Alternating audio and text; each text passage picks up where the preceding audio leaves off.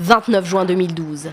Ils sont des millions, place Tahrir, à acclamer un second couteau de la politique égyptienne devenu président. Le premier élu démocratiquement dans leur pays. Mohamed Morsi vient de remporter de justesse la présidentielle post-révolution.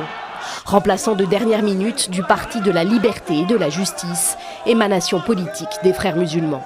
Notre idéologie est une idéologie islamique claire, un État égyptien moderne, nationaliste, démocratique, constitutionnel, dans lequel le peuple est la source de l'autorité.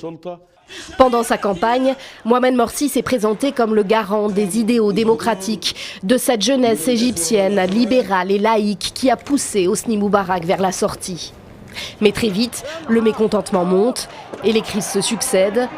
On l'accuse de n'être que la marionnette des Frères musulmans et de les aider à accaparer tous les pouvoirs.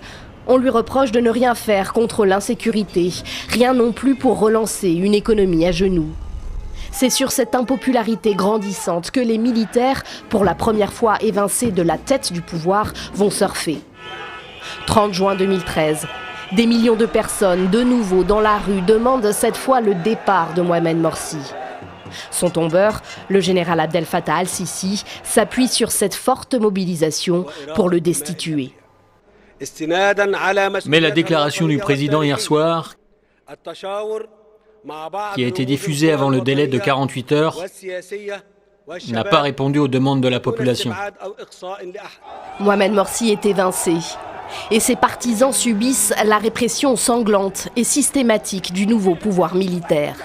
Plus de 1400 d'entre eux sont tués dans des manifestations en quelques mois, des centaines d'autres condamnés à mort. Mohamed Morsi, lui, est arrêté en juillet 2013. Les procès se multiplient. Il est condamné à 45 ans de prison dans 2 affaires, dont l'une pour espionnage au profit du Qatar.